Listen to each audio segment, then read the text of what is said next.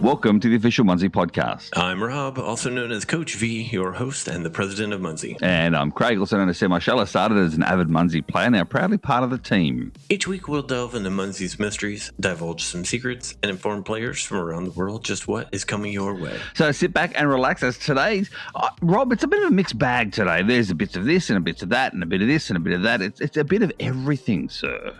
Yeah, that's how life goes these days, isn't it? Yeah, it absolutely is. Absolutely. And before we get a start, Rob, I had a message through the week because last week we had Linda, Coalcracker7 on as well, and she was giving us the rundown of the UK events. Now, the UK weren't very happy, Rob. I'll give you that much right there because Linda said these, apparently she said, I didn't even look back. I didn't even listen back, to be honest with you. But she said, if you don't put a card near the event pin, it's not going to get capped. Well, what Herbie, the creator of the and one of the organizers of the events over there, he messaged me and he said to me, I'm going to read his exact words so I don't get it wrong. From Herbie regarding Coalcracker7. Hi, interesting listening to Linda on the podcast. I actually hosted all the UK events and hosted Linda and Bob as well. One thing I would like to correct and would appreciate you mentioning next week, Linda said that if you deploy cards on the periphery at the UK events, they will not get capped. This is totally untrue. Agreed.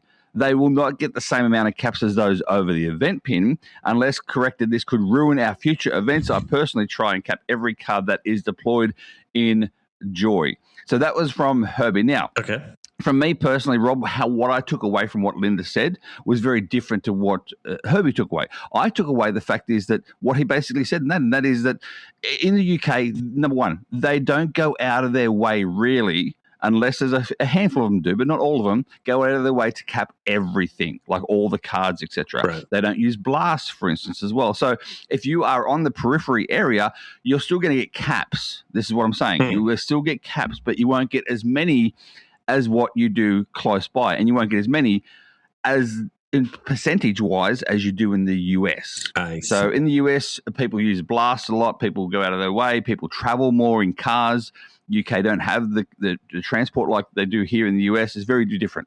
Yeah. And can you clarify that a little bit more, Rob? Is that roughly what you see? I would say that anytime that we use those tricky words of all or every or any of those kinds of things, that it makes things very sticky. We attempt not to do that. Linda gave her play-by-play from the field.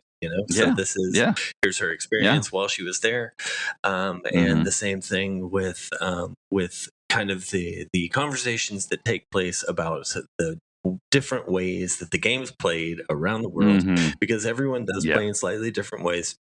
Absolutely. So to say that every card is not going to get capped is not correct. To say that every card is, regardless of where it is, it's not the same thing. Not everyone walks absolutely everywhere. Some people use blasts. Not everyone. We totally all get it.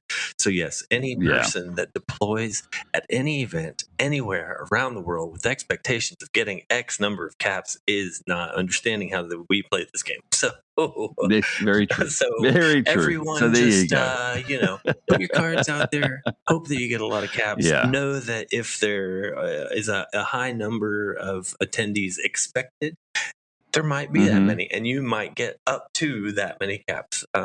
Expecting 50% is a pretty reasonable type of thing. Especially if you're near the event. So hopefully that clears up the air. Yes, that's good. Yeah, exactly.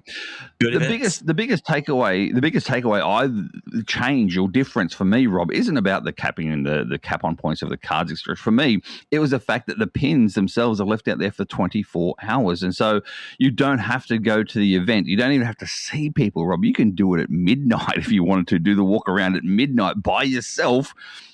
If you're an unsociable person, whereas that doesn't happen in the US. The US, they deploy the pins, everyone meets up, and then they deploy for a couple of hours, and then the pins are picked up. It's very different to the UK. It's a very interesting way of doing it, and yes, it is the sort of thing that even that isn't completely right. There definitely are events that I've been to in every place, including the UK, where the pins are taken. So going into even an event with an expectation that this is how it's going to go is really not the best of ideas. So at any event, in any location, in anywhere around the world, you should read what it says about the event. You should look. Some places even have, here's our event route map. Like, this is where we are going to walk. Deploy your cards within the confines of these boxes. Like, that's pretty handy. So everybody does it slightly different. Let's all just have fun. Munzee on. Is that the end of the podcast? Exactly, Rob. No, not so quickly. Anyway, Rob, getting off that topic now, you sir are in a different location again. What's going on with you? La land. Yeah, so I'm in the land of more points than where I have been. That's for sure, right? So what I need to do is I need to get some physical caps in.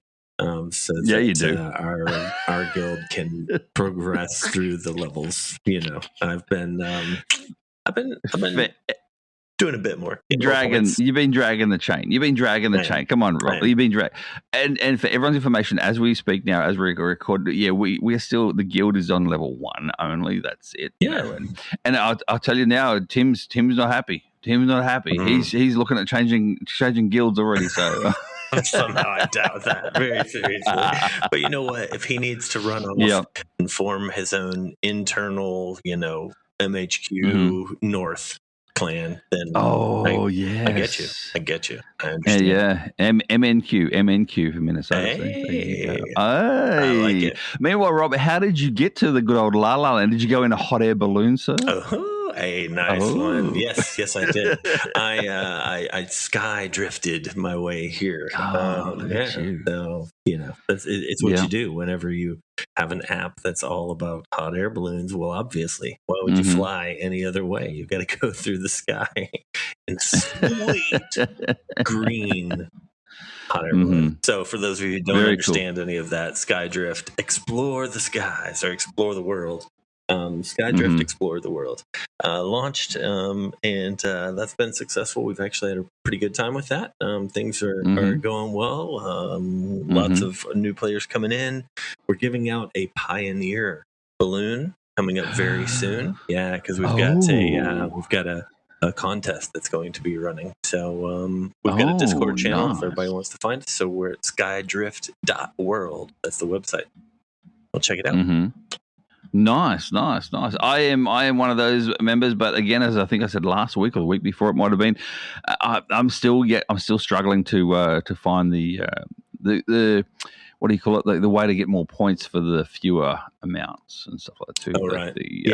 The theory behind it too. I'm still working out the theory behind it. So. Keep balloons in the air. That's the theory. Keep balloons in the air. That will give you points. And going over water takes a lot longer than going over land. It does indeed. So plan. Yeah. You have to plan. There's a little strategy behind it. Think about where you want to go. Yeah. You want tailwinds. Those kinds of things. We are going to add some Munzee components to the app, so there's going to be crossover type of things going on. But that's not happening quite yet. But it is coming. Quick question for you then. So if that's the case, will you be able to earn Munzee points in the Munzee game if you have Skydrift drifting over different parts of the Munzee world? That is part of the we're going to work out what exactly the details are, but the idea that players from another game could be giving points to Munzee players is definitely there's a thought behind it right now that Scott and I need to work out how exactly that's going to happen. It's been so. If you're listening to you're one of the few 3 or 4 that listen to this podcast, then then you need to jump on this Skydrift Explore the World. Just for the badge alone, and then even if you play just here and there, little bits and pieces and whatever, and just get the idea and the gist of it, and then when the points come rolling in, you can be one of those, pioneers of the game, where you can get the mystery points in different other ways. No badges, no connections, no nothing yet. It's still completely standalone game, but yeah, some crossover components. But to be coming soon. Maybe on the way. Yeah. You heard it here first. Meanwhile, speaking of hearing things first, Rob, USA had events last weekend. First and foremost in Arizona, South Carolina, California, and Kansas. And around the world, there was 2 countries, Rob. What were they?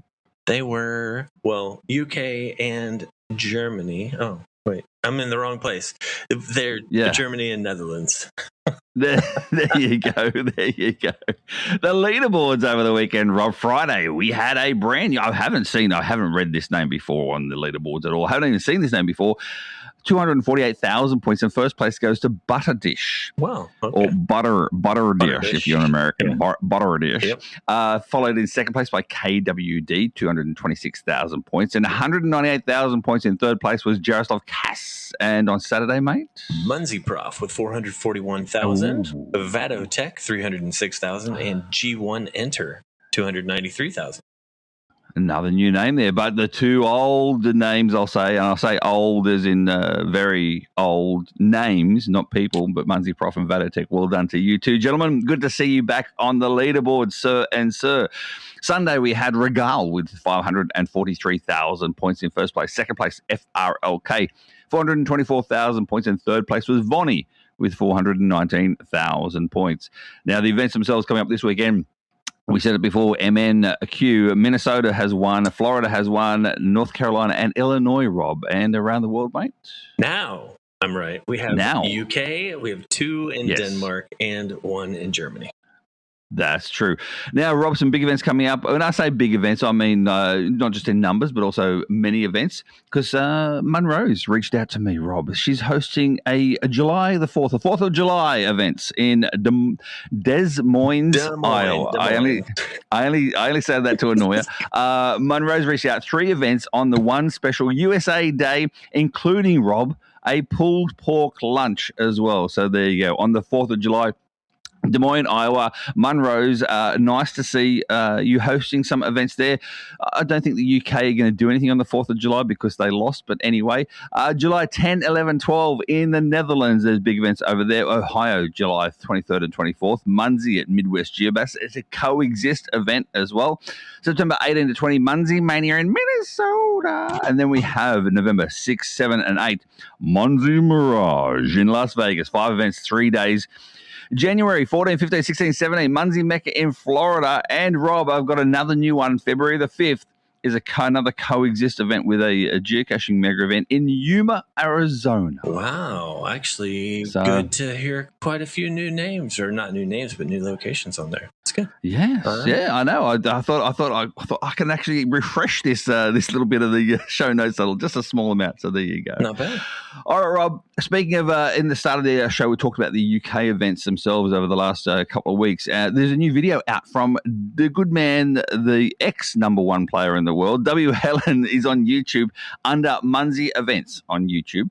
And he basically does a quick video showing the walk-arounds and stuff like that too over in the UK, and how lovely and sunny it was over there for that whole time that they had their events. But anyway, so go and check that out. Right. The W. Helen YouTube, Munzee Events. If you search Munzee Events on YouTube, all the links are in the description, Rob. Meanwhile, week 2, Rob, is here, and the new baby animals came out. What? Yeah, a couple of new baby animals came out. This all kicked off on Friday, June 12th.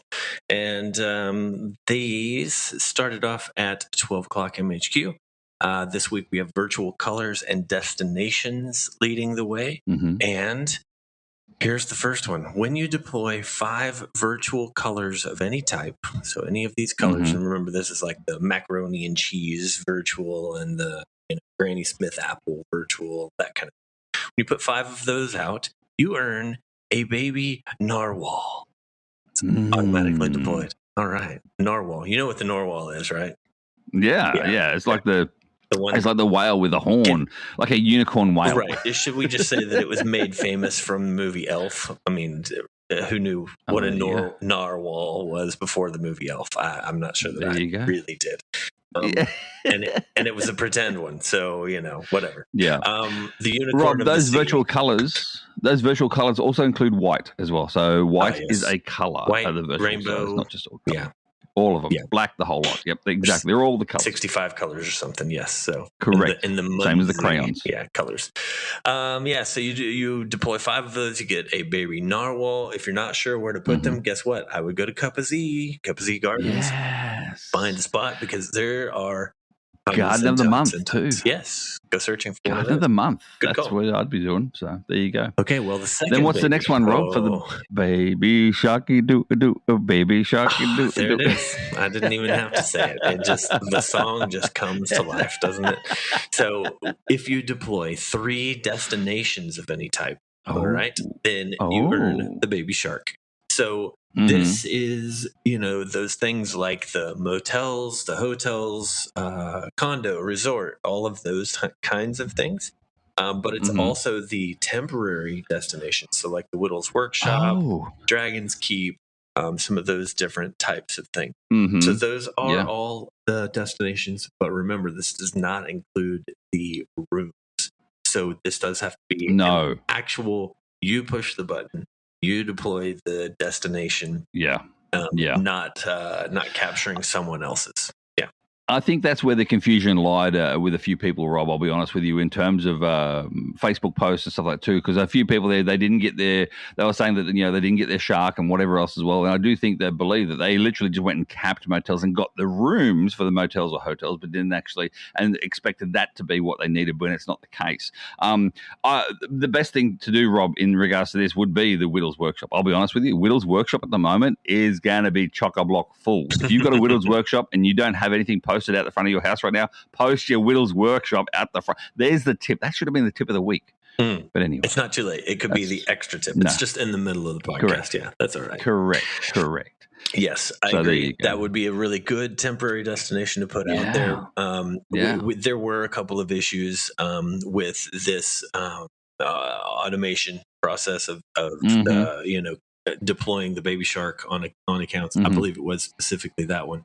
Some of the tickets are, oops, the player forgot some piece of it or didn't understand or did the wrong thing. And other times it is, oh no, that's one of those really weird edge case things where something broke on our end. The good news, as everyone knows, when something breaks on our side, we fix it, we make it right. So we appreciate any of the patience that we ask for people to extend. We do not try to do that all the time. It's just sometimes it happens. These are new. That's the thing as well. We have coded these specifically for this. And people sometimes talk to us as if we don't know what we're doing. And even though things break, we actually do know what we're doing. We do have a testing environment. We do test everything. We do. It's just super annoying because you know what? It's technology. And this happens to every company. Technology is great until it breaks. You can't record a podcast, and so even our app that we normally record, Rob, is different to this episode than what it is last and that's a big company. They're a big company, so that happens to it all. So there you go. Remember, Rob, moving on. Week 1 is still available as well. So those, if you haven't got your week 1 ones, you can still get those as well. So make sure you have a look back in the week 1s and to get those babies out and about as well. Meanwhile, Rob, the BVGs went out. 4 more BVGs went out as well. Yeah, we had a very nice coconut cocktail. We had the storm. We had an ice cream cone. And there was one for you. Yeah, it was Snowy Mountains. Well, not necessarily for you because they're not for yours me anymore. But yeah, and I'll be honest with you, Rob, I'm in Alabama and there's no snow in here in Alabama. It is steamy hot here in Alabama at the moment too. It's disgustingly humid. No, for all my Aussie mates out there, I did create the Snowy Mountains for you guys. People ask me all the time, Rob, I'm going to digress slightly. People ask me all the time, is there any snow in Australia? And there is mostly in wintertime, and believe it or not, you ready for this, America? It's down south. Because we're in the southern hemisphere, so it's down south. The further south. It's up opposite of the equator, so that's how it works. So the further away from the equator, then the colder it is. And we've got Tasmania down there, we've got Victoria down there, and up high in the mountains, especially in Victoria, Tasmania, they get snow every single Winter mostly, Mm-hmm. but there is areas in New South Wales on these mountaintops that get beautiful snow of winter only, and then it all goes for in spring. Literally everything goes, and it's on the mountains, and the name is Snowy Mountains. Well, so Perisher Snowy Mountains. So nice. They decided not to make it too, difficult to understand. Like, which mountains are those? Oh, those are the Snowy Mountains. The Snowy Mountains. Exactly. They get the snow on them. Exactly right. Meanwhile, I'm getting back to the BVGs. These were launched they were launched over a 24-hour period. The four of them themselves were launched separately over a 24-hour period. That way we even gave everyone 24 hours notice before the first one even launched. Yep. Which I think everyone liked and appreciated that, because then they can set their alarms if they need to. They can set their timers if they need to, because they wanted to get in on the action for these BVGs, because we all know, again, as you said at the start of the episode, Rob, we can't guarantee caps, but we do know that the BVGs get a lot of caps. So yeah, they do. Quite a few. They get a lot of caps. So I think everyone around the world, Rob, I'll say, was really happy with the fact that the four of those came out in 4 separate time frames.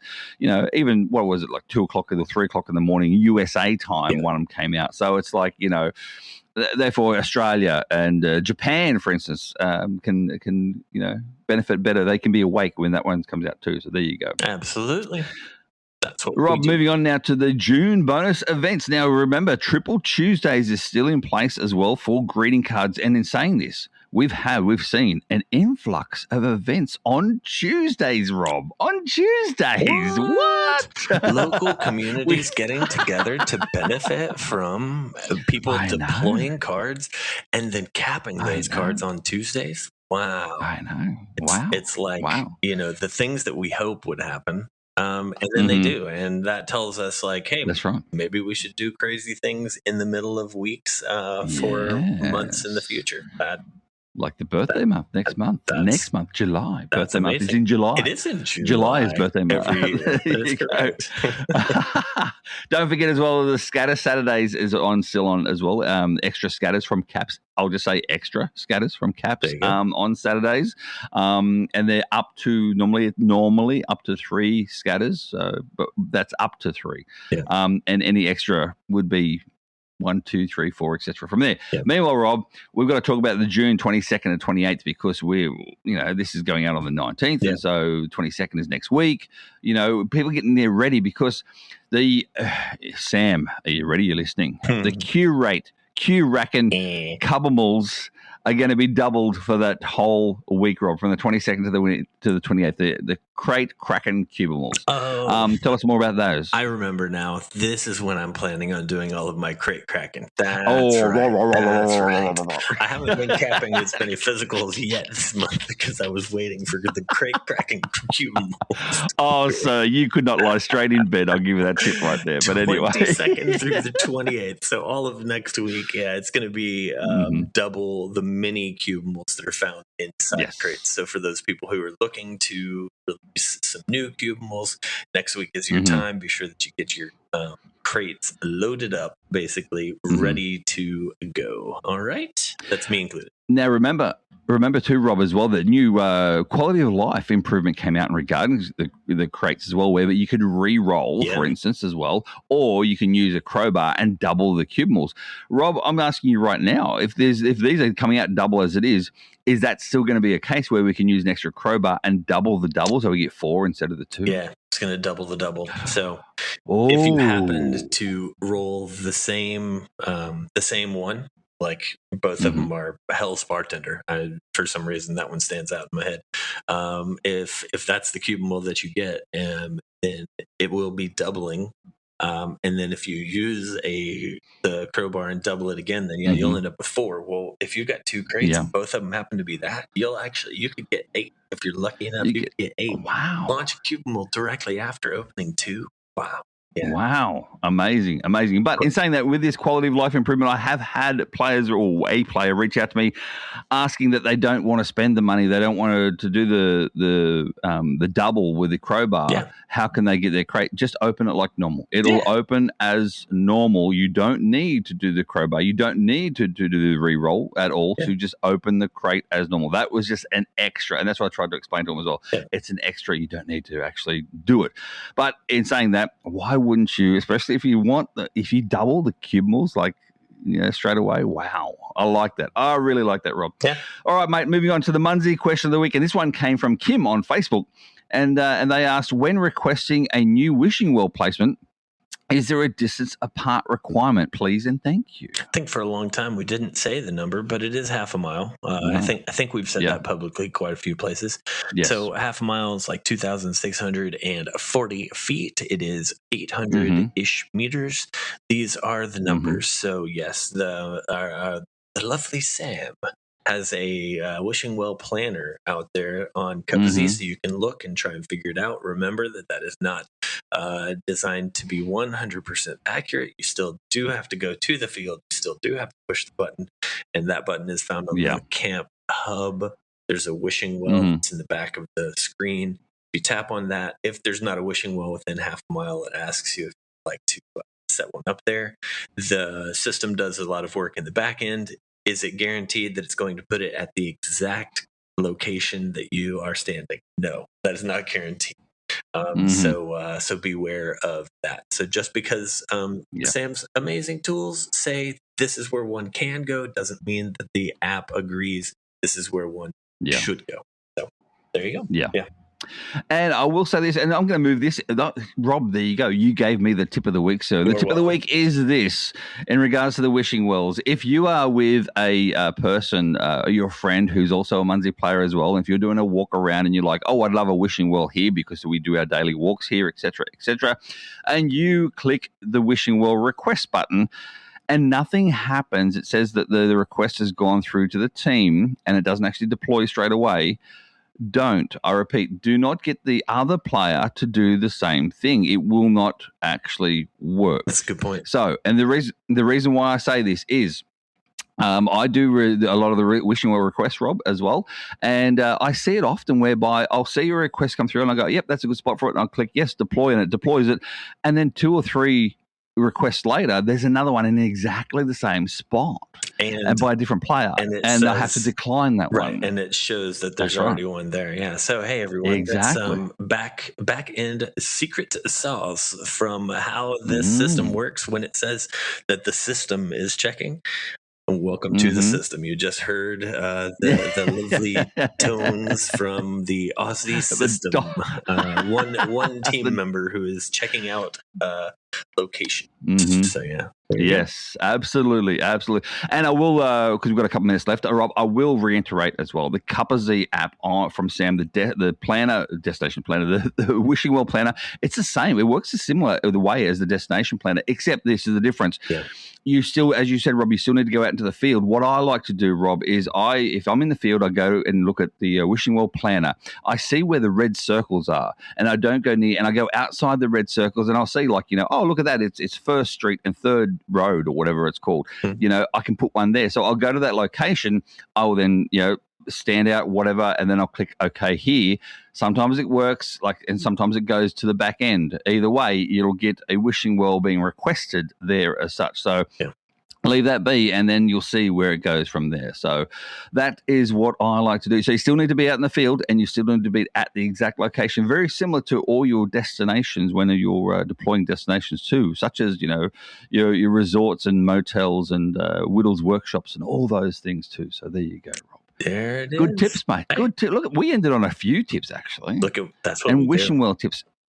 Again, one more quick one as well, just to let everyone know, wishing wells are not going to go away automatically if they got 0 caps. People are still asking about those. It's never going to happen. If there is a wishing well in a location where you cannot get to, send in a support ticket with that wishing well's location. It's HTML code basically, and we can then remove it, and then you can request one at a particular location after it's removed. That's the best way to do it, Rob.